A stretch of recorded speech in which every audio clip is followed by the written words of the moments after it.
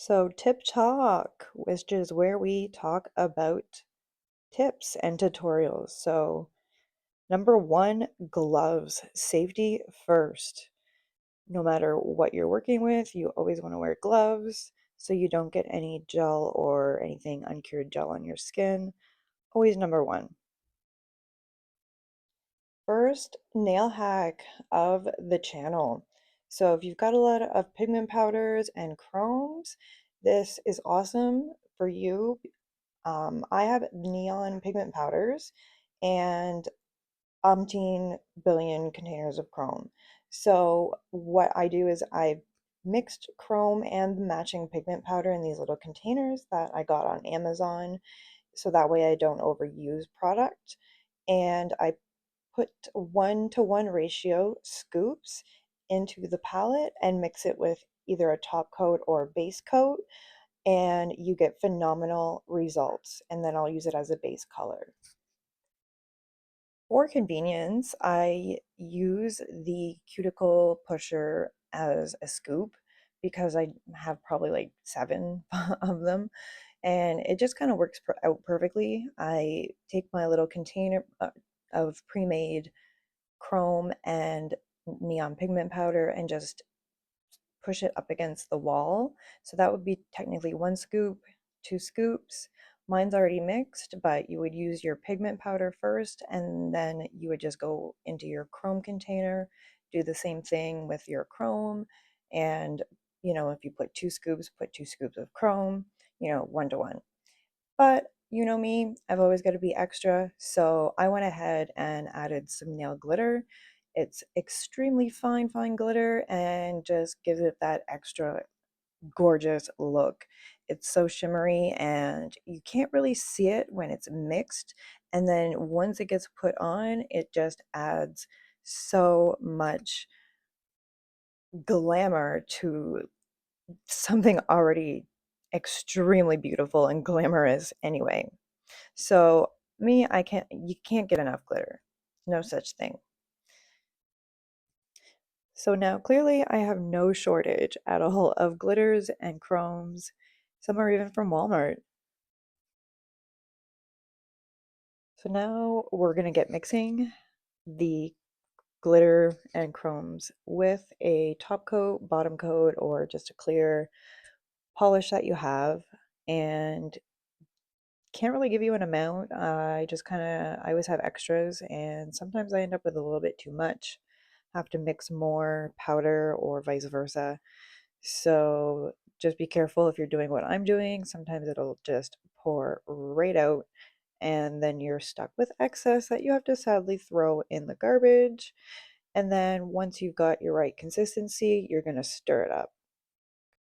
So I get lots of satisfaction out of this for some odd reason. And you'll find out that I'm really bad at staying in frame, but this is just a dotting tool and you just stir it all together and mix it up. However, it does leave some chunks. So keep in mind of that. You may want to either stir it extra longer or find something kind of flat, like a flat brush or something, and just get those chunks out of there. Now, here's the final result, but excuse me, the phone or the camera on my phone is really horrible. If you haven't noticed already, it doesn't stay in focus, but look at that. It is mixed really well. It might not look it, but when I take the dotting tool and go through it, you can see all the swirls like of the chrome kind of shining through. The neon pigment powder makes it that dark, vibrant color. It's the same with the oranges and the yellows and the greens. If you need neon colors like as a polish, this is 110% guaranteed. Now, these pigments can be pretty see-through sometimes, so I'm using this Coselia navy blue with some glitter as my base color, just so that way the pigment comes out a lot more bold and vibrant. Now, I've been converted to sticky tabs as opposed to the tack from my nail stands. You can actually file them directly on the stands and they don't move or slide around. So it's awesome, especially if you have contact dermatitis like myself. And Now, basically, you want to file and buff, so you're going to always file those pesky nibs or pieces of plastic at the tips, and you're going to buff it until it's frosty and has no shine left to it. Now, with the tabs, you can actually buff the nail. See, I hurt myself already. And you can actually buff it while they're on the stands themselves. So keep track of the numbers. I always put them on the stand in order, obviously, and keep them that way because once you paint them, it can be next to super hard or next to impossible to tell which size it is. I know this is a 6, so it's either her ring or index finger. Now you're going to take some rubbing alcohol or nail cleanser and wipe all of the dust and oil off the tip of the nail, and make sure that they're nice and dry before you go in with your base coat. So the buffing and prepping is crucial along with the base coat. So with press-on nails, I usually start from the tip of the nail down to the cuticle, and the part that's down by the cuticle, I try to make as thin as possible, especially if you're going to be using multiple layers of polish. That way, when you apply them, there's no bulk. It's not a bulky big nail. Certain times I will flip the nails the opposite way, so that way I know if they've been cured, if they have 2 layers. It can get confusing. But I'm going to use 2 coats of the Coselia Blue as the base color before the chrome. So you're going to want to make sure you cover the whole entire nail, make sure it's really thin. It's better to do multiple thin lines than have it too thick. And again, I'm going to drill this. Make sure down by the bottom of the tip, by the cuticle, it is thin, thinner than the top, so that way, again, you don't have a big bulky nail that's popping out. So I'm putting these back on it, the plate in order, and turning them away facing me. They've been cured. And these ones are going to pop in the oven to bake for 60 seconds. And then I'll put another top coat on and paint the rest. So I know if y'all are a lot like me. So when I'm working with a color that I know I'm going to need to use again just while something's curing, instead of closing it fully and then having to open it again all the way, I am the biggest klutz and knock everything over, so I'll just twist it maybe twice and then move it out of the way. Now I'm done with the base coat. I closed it fully and just move that also out of the way. And then that way when you go to use the blue again, you don't have to fully completely open it, and it's just a little bit quicker, and if it spills and you notice it right away, it's not going to leak. So now I'm going to show you what they look like. Then we get to play with our mix. So this is 2 coats of the navy blue Coselia with glitter, a little bit of glitter. And now we're going to add our mix, and those are going to be our 2 base colors. All right, so these are nice and cured, gorgeous blue, and ready to be razzle-dazzled with some glitter. So up first is the Bevamy. This was my second cat eye polish that I got, and it is the one that has the most absolute gorgeous blue. So we're going to do 1 coat of the blue Bevamy polish in cat eye, and make sure it's still a thin coat and that it's thin right by the cuticle also. Gonna give it a good coat, and then you're gonna fully magnetize it and get as much glitter as you can, just like that. So I have a metal rolling rack. I keep all my magnets stuck to the front of it for quick and easy access because there are different magnets to use. In this one, I'm just using 2, and I'm going to show you the second one now. So you're just going to need the little tiny round one that comes with majority of cat eye polishes. And I always start with the bottom left corner and make a little like indent, crescent moon type thing, turn it around, and then I do it on the opposite corner. So bottom left, or sorry, bottom left, top right for the first color. And I just get that into that habit so that way I remember which, for when it comes to the second color. So that's what it's going to look like. And if you struggle with it, don't worry, it'll come. So if nobody else has noticed, I made a boo-boo. I just went right into the cat eye and I didn't use our mix of chrome and neon pigment powders. Oopsie poopsies. So let's try this again. So you're going to take a brush and just mix it up and put it on like you would any normal other polish. This And this is is what what it the looks like chrome. before it's I know cured. my I know it's camera, very my phone blurry, doesn't focus, but but this is the chrome and neon pigment powder mixed together. And one more time for the people in the back, keep it thin by the cuticle. So this is going to be the last one with the blue polish or the chrome mix. And again, this is what it looks like. A little bit more focused this time. Round two, bite with the blue cat eye. Here we go. So yet again, one layer of the blue over top of our mix and magnetize the shit out of that bitch and do your indents, crescent moons, whatever you want to call them. Bottom left corner, top right corner. Magnetize that bitch. Bottom corner, top right,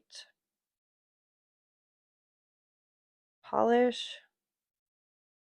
Remember, thin cuticle, bottom corner. I think this one I forgot to magnetize it. There was one I think I did, but I went back and did it. Anyways, this is what the first layer looks like.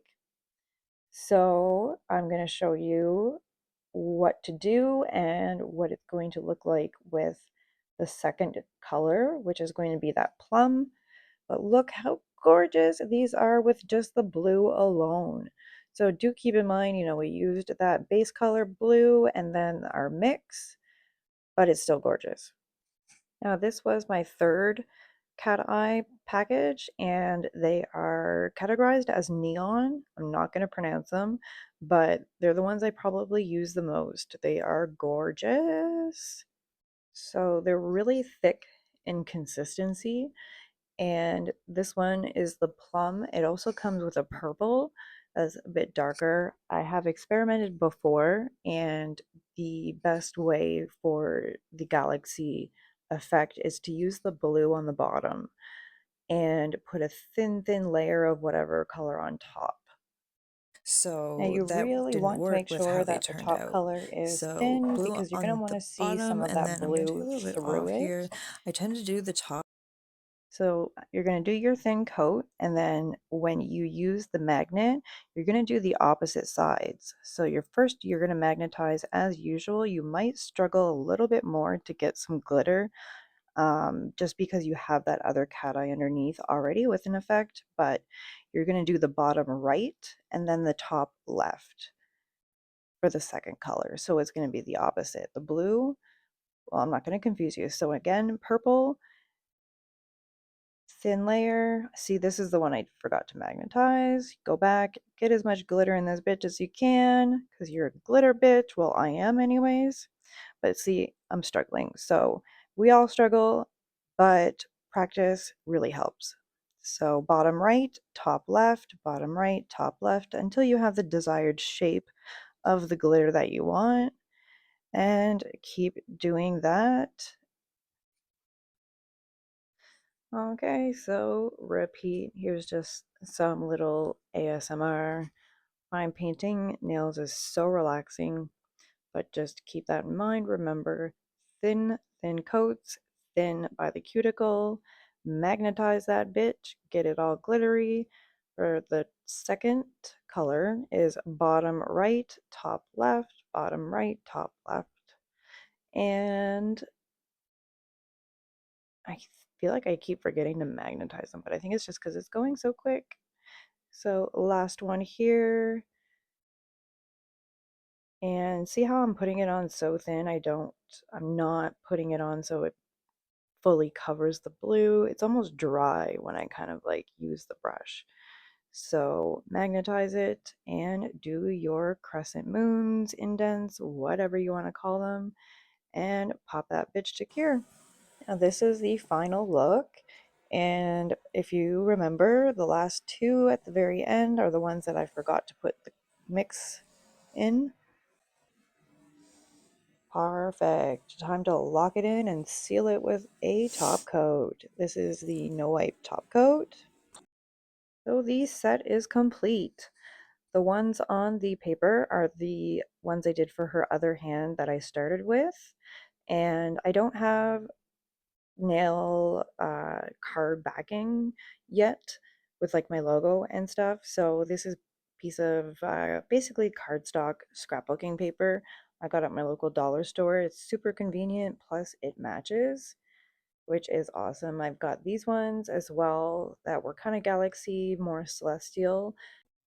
And I have some other ones that constellation. I would use that if I did like a zodiac set. And there's some pastel kind of watercolor ones. So I'm just going to be using these for now. And then eventually I'll have some actual backings with my logos on them.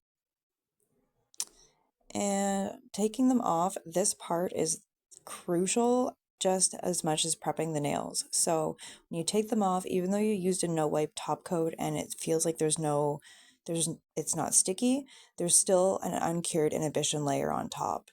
Now, even if you used a no wipe top coat, you have got to wipe the nails off fully on top and underneath, especially if there's some uncured gel on the bottom.